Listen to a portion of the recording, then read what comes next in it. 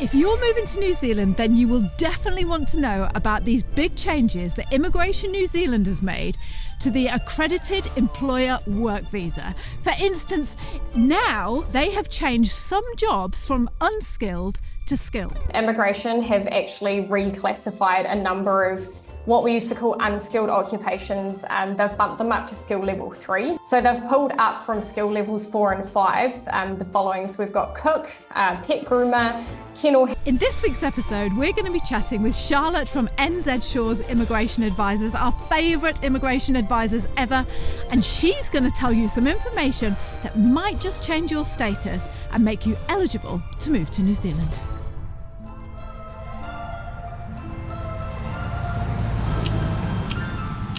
NZAhead, coming to you from Taranaki, New Zealand. Charlotte, welcome back to the podcast this morning. Thrilled as always to have you with us. Thank you so much for having me. I love joining you guys for our monthly chats. Yeah, it's fantastic. For those people who might be new to the channel and don't know who you are, do you want to just give a quick introduction? Yeah, of course, I'd better. So my name is Charlotte Stockman. I am one of the senior licensed advisors here at New Zealand Shores. So I've been part of the company I've just reached my 11th year. So pretty much part of the furniture and have been living and breathing Immigration New Zealand policy and helping people migrate to New Zealand for the entire time. So I love what I do. I love being able to help people move and make their dreams come true, and connecting with your community just is another way for us to do that. So we really love being part of your community and being on your podcast and YouTube channel. Oh, we love having you. It's fantastic. And you don't look old enough to be a senior. I know. Brilliant. I swear you get younger every time I see you. Right. Today, we're going to be talking about the Accredited Employer work visas and some changes that happened back in March 2025. Let's jump on in. Tell us what the main changes were to that visa. Yeah, so from 10th of March, like you said, 2025, so last month, Immigration New Zealand effectively returned back to similar policy to what we had in 2019, so pre-COVID. They are really good changes, particularly for a lot of people who are in perhaps lower skilled employment, but also not just lower skilled, just any skilled employment in general. So the big change that affects the majority of people is that they've reverted back to what we call market rate. So for the last almost 3 years, Immigration New Zealand had been assessing applications where you had to be paid median wage or higher. So median wage changes every year. That's obviously the median wage, which is paid across all industries, all occupations in New Zealand. So immigration had set it that anyone obtaining a work visa had to be paid at median wage or higher. That disadvantaged employers, and in some cases it also disadvantaged migrants, because it was actually quite hard in some roles to be paid median wage, just because not necessarily everyone meets that threshold as an industry standard. So what they have done is they've returned back to market rate. So market rate it's a measure to make sure that effectively, one, you're still being paid at the same rate as what a New Zealand citizen or resident would be in any given role. So if you're a doctor, for example, an employer still can't pay you minimum wage in New Zealand, which is about $23 an hour. They have to pay you market rate. So generally about that $200,000 plus a year. So that applies to any occupation. You have to be paid that market rate. But where it does become quite beneficial is for roles that are still deemed skilled, but they're at the lower end of that spectrum. So for some people, their industry may not pay $31.61 per hour. It may pay slightly lower. So if you're in some trades roles, hospitality, even some like lower kind of like bookkeeping roles, they didn't always meet that threshold of $31.61. So it does, for work visas only, this doesn't apply to residents, but for work visas only, it just gives a bit more flexibility to one, actually get a job, because employers aren't having to pay you at that median wage or higher. They can actually pay you what they would pay anyone else. So it should actually open up opportunities for a lot more people to actually get into the country and get work visas.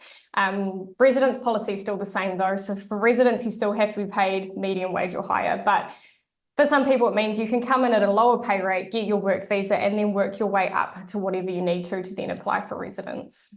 Right. Which is what you did, wasn't it? That's fantastic. I'm so glad. Yeah, I know, because that's the hard thing. You tend to think, I mean, you've got to be an accredited employer. Is that still hard to get, or has that become easier? Accreditation's always been pretty easy to get. So for employers, it's not a hard process. It's not document heavy. At the moment, they're processing in about 24 hours. So it is almost just like a rubber stamp exercise. They do still have to become accredited, but we're almost 3 years since accreditation was introduced. And in that time, I've only had one employer who said, no, I'm not going to do it. So for everyone else, most employers are pretty happy to go through that process. Right. You don't have to be a big company. You just have to get accredited. Yeah, correct. Yeah.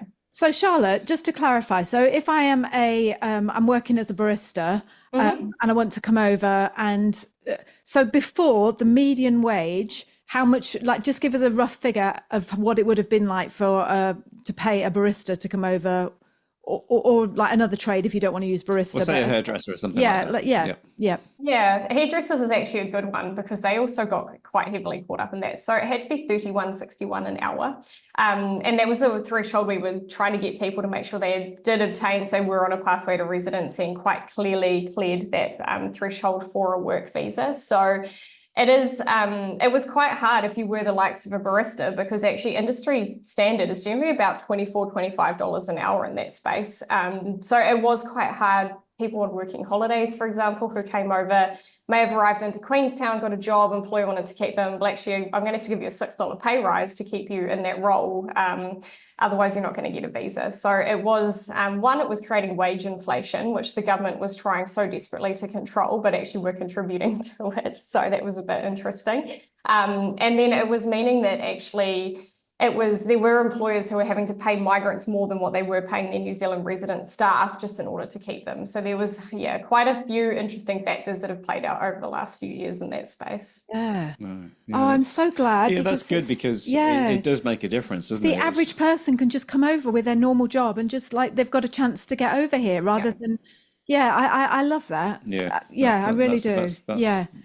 So if I am coming over as a hairdresser, and now I don't have to worry about, because I'm just going to be paid the market rate, so I don't have to go to my employer and say, look, you can give me $6 more. How many years work experience do I need to have as a hairdresser? Like, say I'm over in the US, how many years work experience do I have to have before I can come over? Yeah, so for all roles, Immigration New Zealand's actually dropped it down to you only have to prove a minimum of 2. Again, this is just for work visas. Residents have a much higher threshold, but they are slowly moving away from what we called ANSCO. So ANSCO was a classification system for occupations. So it would say hairdresser is skill level 3, for example. You must be able to prove either 3 years work experience or a relevant qualification. They are slowly moving away from ANSCO throughout this year. We haven't got a date attached to it, but our feeling is that they've adjusted that threshold of the work experience you have to provide down to 2 years, probably because that's going to feed into whatever new system they're using. So again, if you're not, if you're younger or you've perhaps had a career change, it actually makes it a lot easier to get that work visa than what it used to be. Right. ANSCO, is that obviously something to do with Australia as well, is it? Yeah, Australia uses it as well. So it was the Australian New Zealand Standard Classifications of Occupations is what that stood for. Yeah.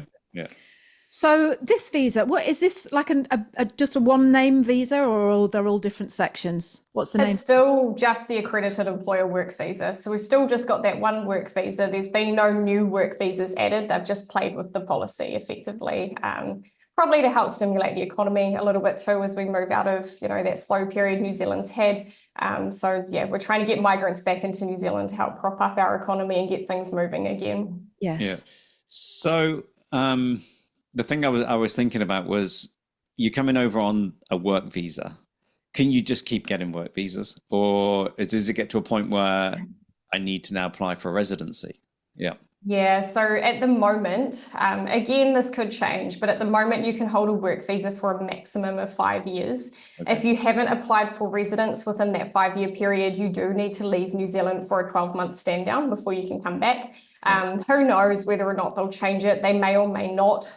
The thing that they are really trying to avoid with that policy is they're trying to avoid people becoming settled and feeling like they have a right to remain in New Zealand, even if they don't have a pathway to residence, which has happened multiple times. Even in the 10 years-ish I've been doing this job, I've seen a couple special categories introduced where they've kind of identified a big cohort of people that have become settled because they've been here on work visas for 10, 15 years plus. And then, their children are basically Kiwis, they've grown up here, they're settled. So I think setting that threshold at 5 years really says, look, you need to make sure that you either have a pathway to residency within that time frame, or you need to go home. So I'm not sure if we'll see any change in that space. Look, government could play with it again, depending if they feel like the economy needs it. But at this stage, it's just 5 years. Right. That's enough time, isn't it, to get in and get yourself settled? And yeah, like you say, if you're with a partner and stuff, and you do have a baby here, what's the situation then? Because then you've got a New Zealand resident or citizen.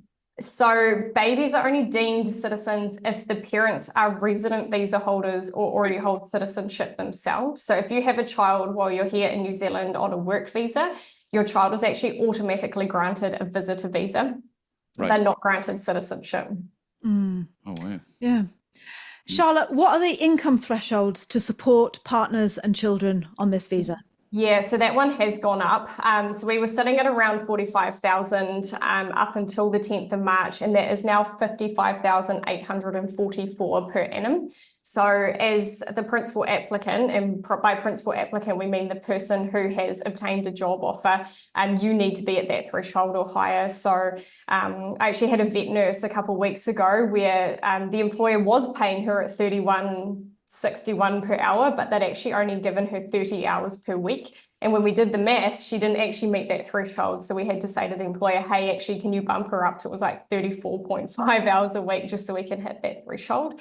So that is one thing to be really mindful of. Don't just assume that because you've got an offer of employment and you're eligible for a work visa, that your family can join you. You do really need to do the maths. If you're under that 40-hour-a-week mark, definitely do the maths and break it down to see actually, yes, I can or can't sponsor. Look, most employers, if they want you, they will play with that just to make sure that you can support your family. Just like that case with that vet nurse, the employer was more than happy to bump her up her hours slightly just to make sure she could bring her children with her. Yeah, because that's the thing, isn't it? It might well be $31.60 an hour, but you're only doing 10 hours. Yeah, 24 hours. Yeah, and it's just like, so you've that's where that threshold comes in. Just on that, Brian, I'll just interrupt. In order to get a work visa, you have to be employed full time. So for immigration, that's 30 hours a week or higher. So if you're applying for an accredited employer work visa, again, an employer can't offer you a role. Well, they can, you just can't get a visa if it's below that 30-hour threshold. Yeah, it was Liz who said 24. Idiot. Got it wrong, didn't you? You said them wrong, Liz. I was going to say 30. Don't worry, I'll have him after this. Before because I wanted to talk about the unskilled and the skilled occupations, but before I did that, it was you are here because you love New Zealand. You might be moving to New Zealand, living in New Zealand, or you might just spend your days dreaming of visiting this gorgeous country. Because we love New Zealand as much as you do, we have compiled a short and very unique 5-day video series showcasing life in New Zealand, what it's really like. These videos are real, they are exclusive, and best of all, they're absolutely free. So if you would like to view New Zealand from the inside out and find out what life is really like down here, sign up now, and every day for 5 days we will send you a personal 3-minute video showcasing some brilliant aspect of life in New Zealand. You are gonna love it. Go to www.itsadrama.com/ILoveNZ. We can't wait to share those videos with you. Okay, let's get back on with the show. Occupations, but before I did that, we get so many people, and I know you haven't got a magic wand and you can't say, you can't tell them what to do, but they feel like they're in a catch-22 because they can't get the job offer until they have the visa, and they can't get the visa until they get their job offer. Yeah. So any thoughts on that? I mean, I'm putting you on the spot here. And why don't New Zealand, I was going to say New Zealand, why don't Immigration New Zealand just go, look, there it is, as long as you've got the job offer? Why can't they do that? What's the problem with that? Oh, I think because we're such a small country, with such a small population, we have to be really careful about how people do obtain visas. We could quite easily end up in a situation, and actually we did see this a little bit under the old policy. So when it was simply a case of you had to be paid median wage or higher, the numbers of unskilled people coming into the country skyrocketed, and then the number of skilled people actually dropped. And Immigration New Zealand wants that balance back the other way. So the whole factor that you have to get a job before you can apply for a visa protects New Zealand in a sense that we're not having, millions, well, maybe not millions, hundreds of thousands of people arrive into the country with these work visas that just allow them to work in any role. So it stops, one, our systems, infrastructures, etc., becoming flooded with people we can't support, and two, it actually protects Kiwis. So if we did allow unlimited numbers to come in with some kind of work visa to help them then find work, you'd definitely find that those people would go into unskilled roles that Kiwis could quite easily do, that employers should be favouring Kiwis over. So it's Immigration New Zealand. Their whole system is based around protecting the rights of New Zealanders first. So that is why our visa policies against any category are actually quite tricky to meet. It's because you have to protect our small population before we start bringing other people in. But on the flip side, because we do have a small population, it means we never have enough skilled people. So if you are skilled, you will definitely get a job. It's just how long that's going to take is always the unknown. So on that point of, right, okay, what can you put in place that if you did get that job offer, would make it smooth, and how long would that process normally take? Vice versa, if you haven't got anything ready, what's your job offer? Yeah. So what do you do first to make it quicker and smoother? Well, as an immigration advisor, I will always tell you should have your documents ready before you start applying for jobs, just because it does make it quicker, not only for the employer, but for you. So as part of our service, we actually make sure that people are documentation ready before we say, yes, go ahead and apply for jobs. It doesn't make it any harder necessarily if you haven't got your documents ready, but it can make it slower, which can create frustration with whoever's offered you a job. Depending on where you are from in the world, the things that often take the longest are police certificates. So you have to provide police checks with your visa application, and some countries will take up to 12 weeks to return those. So if you haven't got those already, you're then saying to your employer, okay, well, I have to start this process now, which is going to be 3 months before I'm potentially document ready. And then my visa might take another 2. So then you've got an employer saying, oh, well, I don't think I actually want to wait 5 or 6 months for you to actually get into the country. So do as much, if you're not looking to use an advisor, do as much homework as you can beforehand and figure out what you need so you've got the bulk of it ready to go before you start looking. And just out of interest, like the police checks, that's to see if you have a trace of something that's going on. To see if you've been a naughty boy or girl. Yeah, been dodgy. So when you get there, how long is that valid for? They're valid for 6 months. Okay. So they do give you a relatively big window. Some people do have those expire obviously within that time frame, but I guess if you get to maybe you've had them for 5 months and it's looking like nothing's happening yet on the job front, just keep renewing them. I know sometimes they can get expensive, but ultimately, it will mean that you potentially don't lose out on an offer of employment if it does come through and you've got those. Everything else, generally pretty quick and easy to get hold of. And often things people have sitting at home, passports, birth certificates, employment references, make sure you keep hold of those, just because, again, you have to prove that you're skilled for that role. So do your homework and get all of those bits and pieces saved in a nice folder somewhere so that when that job offer does come through, you can say, great, can go ahead and apply for my visa. Yeah, and just that thing on birth certificates, it's got to be a certified birth certificate, hasn't it, or something? It has to be what we call an unabridged. So it has to have both your parents' names on it. So if it's just got your name and where you're born and your date of birth, immigration don't accept it, particularly for children. So if you are an adult and you can't get it, there can be ways around it. But if you're a child traveling with your family, you absolutely have to have your parents' names on there because you have to prove that you are actually related to them. Right. Before we jump in and just talk about this skilled and the unskilled, it just reminded me then, for those people who don't know, Charlotte is part of our NZAhead community. She's in our Slack group. She's got her own channel. And we did a live Zoom, didn't we, Charlotte, with you, where you were talking all about going deep diving into what Immigration New Zealand want. And when you were talking about the police checks, it reminded me of that live Zoom that we did. So yeah, when you are part of our Slack group, you can see those videos. They're all there, and watch Charlotte talk in depth about that. But I really loved what you just said, Charlotte, about, I imagined it like being a bouncer in a nightclub. And I'm glad that it's difficult to get in. I know it's not fair, but I'm glad because it makes the country I don't want to say better, but just I think protects the it key does. citizens. Yeah. Like you know, you've got a chance to get a good job, but we are short on skills in New Zealand. That's why we need migrants. Yeah.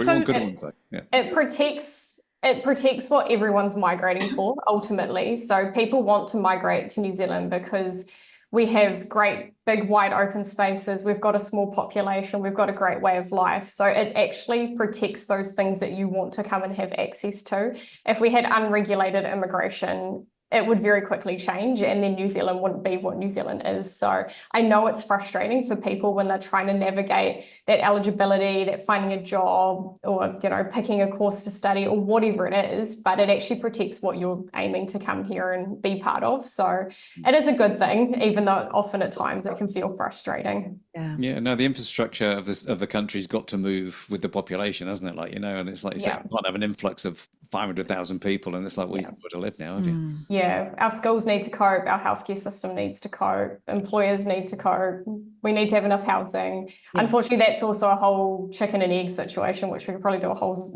video on that too, but anyway. Charlotte, let's talk about the reclassification of certain occupations that have gone from being unskilled to skilled. Can you talk about that for a minute? Yeah, so there were, again, as we're moving away from that ANSCO, that classification of occupations, immigration have actually reclassified a number of what we used to call unskilled occupations. They've bumped them up to skill level 3. So skill levels 1, 2, and 3 are deemed skilled. Skill levels 4 and 5 are deemed unskilled. So they've pulled up from skill levels 4 and 5 the following. So we've got cook, pet groomer, kennel hand, nanny, fitness instructors, scaffolders, and slaughterers. So those have all been reclassified as skill level 3 occupations. Nanny's a really interesting one for us because we used to get a lot of inquiries from people, particularly coming out of parts of the Middle East, Asia, and America, who want to bring their nannies with them. So there is now a process to go through to bring your nannies with you. It is a little bit convoluted. So if you are in that, I won't even try and explain it over this video, but if you are in that situation and you need some guidance, please do reach out because we've mapped out a pathway to make that happen. But immigration have obviously identified, based on visa numbers, that there's a lot of people applying for these roles, even though they've been deemed unskilled. So they've bumped them up to deem them skilled. So again, opening up more opportunities for people to migrate.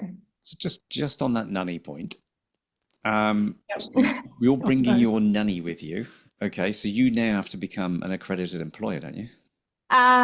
Technically. So again, that's one that we kind of had to map out a little bit. So often, and not always, but sometimes nannies may be eligible for working holiday visas, which would get them into the country initially. Then we would actually have to, rather than them being directly employed by you, because it would be hard as an individual to obtain accreditation because you've got no history of trading, and all you'd be using is your own income to show that you could support employment, which gets very messy. So there are actually a number of nanny agencies that we would then say, okay, grab your nanny, get them enrolled with that agency, and then you would be able to have them continue on with you because then they can get an accredited employer work visa. Yeah. Okay.